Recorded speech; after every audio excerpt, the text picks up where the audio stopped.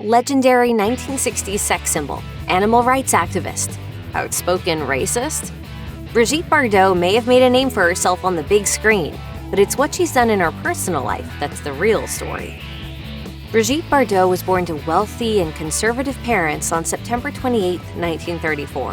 Her father, Louis, was an industrialist and poet, while her mother, Anne-Marie, lived a high society life, taking an interest in fashion and ballet.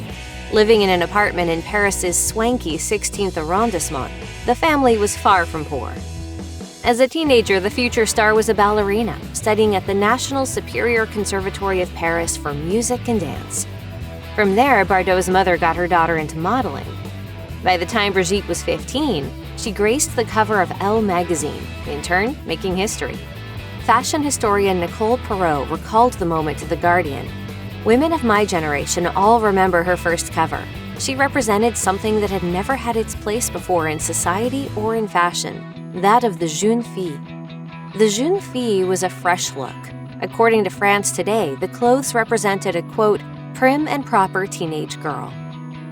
Brigitte Bardot continued to find work as a model in her late teens. After snagging yet another cover of a May 1950 issue of Elle magazine, she finally started attracting big names in the film industry too. One of those big names was director Marc Aligre, who, according to France Today, was known for sniffing out female talent. Aligre decided to send his assistant, Roger Vadim, to meet Bardot, and while she ultimately didn't get cast in Aligre's latest project, she snagged the assistant's heart instead. The budding star's parents disapproved of the pair dating and even threatened to send Bardot away to England. Tragically, this resulted in an attempt by the young model to take her own life. Ultimately, this pushed her parents to allow the pair to see one another, on the condition that Vadim didn't marry Bardot until she was 18. The duo finally wed on December 21, 1952. A mere 4 years later, Vadim and Bardot made history when the filmmaker cast her in the first movie he made, And God Created Woman. The flick ultimately put Bardot on the map as an international screen vixen, solidifying the blonde's reputation as a seductress. You mean you came from California, all the way, only to get my autograph? Vadim wrote in his book, Bardot de Neuve Fonda, "I did not invent Brigitte Bardot. I simply helped her to blossom." Movies up until the 1960s didn't display the sort of sexually liberated heroines of today's time. According to biography, Bardot's 1956 debut flick, And God Created Woman, stunned moviegoers with its provocative themes. The film saw Bardot lustfully strutting around, playing with the hearts of her on-screen husband, his brother, and various other men. Roger Vadim explained to Los Angeles Times, "I wanted to show a normal young girl whose only difference was that she behaved in the way a boy might, without any sense of guilt on a moral or sexual level." The film didn't initially do well in France, and while it may have attracted the attention of the opposite sex in America, some states actually banned the movie, while, according to The Guardian, newspaper articles denounced the depravity of it all. All of this only boosted Bardot's appeal, as many were curious to see what all the furor was about. As biographer Marie-Dominique Leliev explained to The Guardian, Bardot is the first woman to have publicly displayed her sexual freedom. Brigitte Bardot wasn't married to her first husband, Roger Vadim, for that long. They divorced in 1957, just under 5 years together as husband and wife. After quite a few flings, the blonde star finally settled down with her second husband, Jacques Charrier, in 1959. That was the same year she found out she was pregnant with what would be her only child, her son, Nicholas. While this would be a time of joy for many mothers, Bardot, on the other hand, was mortified.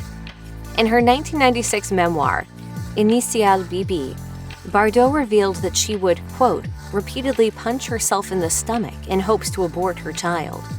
She added, "I looked at my flat, slender belly in the mirror like a dear friend upon whom I was about to close a coffin lid." According to The Independent, Bardot had to cough up 28,000 pounds in 1997 in damages for hurtful remarks about her son and now ex-husband. Unsurprisingly, Bardot never had the best relationship with her son, and the pair only reconciled sometime around 2014, after she became a great-grandmother. Joining the ranks of legendary pop culture pairings like Mick Jagger and Marianne Faithfull or Sonny and Cher, Brigitte Bardot and Serge Gainsbourg were an iconic duo. In 1966, Bardot wed German multimillionaire Günther Sachs, yet the concept of "till death do us part" went over the couple's heads, as neither were wholly committed to their marriage. They ultimately divorced in 1969. 2 years prior to their divorce, Bardot began seeing famous French crooner Gainsbourg. The two went on a date in 1967, and although Gainsbourg was known to have mastered the art of wooing, he was allegedly left so intimidated by Bardot's dazzling looks. Before the date was over, Gainsbourg got up and left. Bardot later declared that she'd grant him another date if he wrote her the, quote, most beautiful love song ever heard. The result?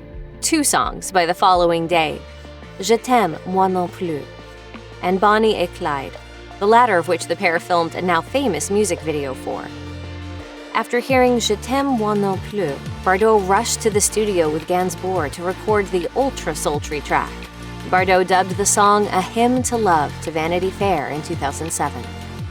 One of the most fascinating things about Brigitte Bardot's career is the level of fame and worldwide recognition she achieved without ever going to Hollywood.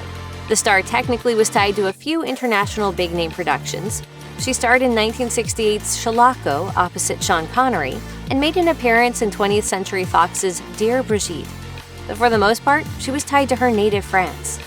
Fellow actor Jane Birkin once mused to The Guardian, Brigitte never wanted to do a film that was outside France because she didn't want to leave her dear France. She seemed to have no ambition whatsoever.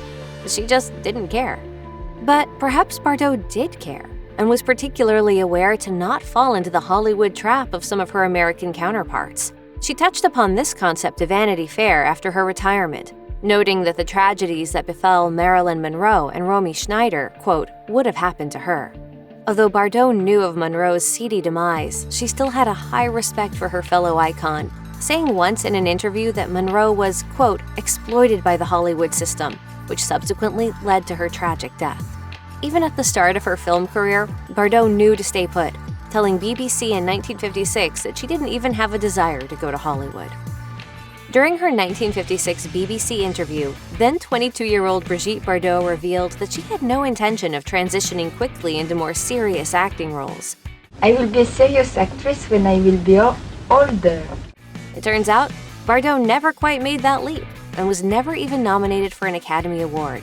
Perhaps if she stuck to acting, the French star would have earned a coveted gold statue. Yet in 1973, Bardot decided to retire. In her 2018 book, Tears of Battle, an animal rights memoir, Bardot points out that while she truly did enjoy the press and fans praising her, it ultimately, quote, suffocated and destroyed me. Noting that she was anxious whenever she had to be on a film set, Bardot explained that she would break out with herpes, while scene readings left her feeling upset. In 1958, still in her A-list heyday, Brigitte Bardot ventured to sunny Saint-Tropez in the French Riviera to sign a deal for an unimposing property. The property was called La Madrague, and it was the perfect slice of privacy for the constantly followed celeb. Surrounded by bamboo on a hidden dirt road, Bardot would throw costume parties and gypsy dances for her guests, while paparazzi and fans would await outside its walls, as detailed by Vanity Fair. As of 2021, Bardot still lives in La Madrague with her husband, Bernard Dormal. Together for 20 years, Bardot has finally found peace without the constant swarm of press outside and doesn't even leave her property much except to venture to her other home a few miles away. Popularity is a poison, the actor wrote in her book, Tears of Battle, an animal rights memoir, adding that she hasn't been able to live her life to its fullest. She explained, I don't know what it means to sit quietly at a bistro. Opposite from her legendary beauty, Bardot is also known for her controversial and sometimes quite ugly viewpoints. Per Reuters, the former screen star has been fined multiple times for, quote, inciting racial hatred. Bardot's first offense came in 1996, after she wrote an opinion piece for French conservative newspaper Le Figaro, in which she said, "My country, France, is once again invaded by an overpopulation of foreigners, particularly Muslims, to whom we owe allegiance." She added that the ritual of killing sheep for religious holidays would lead her to become an expat. Bardot never became an expatriate, and in 2000 she made the same argument in her book Pluto's Square. In 2004, she was fined for yet another race hate book, and once more in 2008, after penning a letter to then Interior Minister Nicolas Sarkozy in 2006. Bardot revealed to Vanity Fair that she does not think of herself as political. She added, "I belong to no party and I am militant for no one. All of my causes, including the most radical, are motivated by the defense of animals." Brigitte Bardot's passion for animals was apparent even when she was still a movie icon. According to Vanity Fair, when she was away filming outdoors, she spent her spare time picking up stray animals that were en route to the pound and keeping them in her hotel room. When she retired from acting in 1973, it only took her 4 years to start petitioning for animal rights seriously. She told Vanity Fair, "It's what I dreamed of. Today, there are more regulations on cars than for animals." Decades later, Bardot revealed in Tears of Battle, an animal rights memoir, that acting was merely a, quote, stepping stone for her true passion, animal activism. So why the sudden change of heart? As Bardot explains, animal rights ultimately gave her a purpose, one which made her dub her acting career as pointless. In her eyes, the star felt that since the stories she told were fake, her decision to retire allowed her to focus on things that were real. Bardot's next step was to start the Brigitte Bardot Foundation, which she founded by selling most of her belongings for 3 million francs, or a little over $3.2 million, at an auction. As Stephanie Roche, a spokesperson for the foundation, explained to the newspaper, "Nobody devoted herself to the animal cause as she did. She completely gave up her amazing career to support animal rights." Brigitte Bardot was once more thrust into the limelight during the rise of the MeToo movement in 2018. According to the New York Times, a whopping 201 high-profile figures lost their jobs or major roles after the movement against sexual assault and harassment came to rise. Interestingly enough, some of France's most respected female icons, including actors and authors, disagreed. 100 French women protested the MeToo movement in a letter, dubbing it a witch hunt against men. Bardot herself did eventually speak out, shocking the public with her statements, as she was once considered one of the first feminist icons of the silver screen. Speaking to French magazine Paris Match, the 60s icon dubbed the women who spoke out for the MeToo movement as, quote, hypocritical and ridiculous.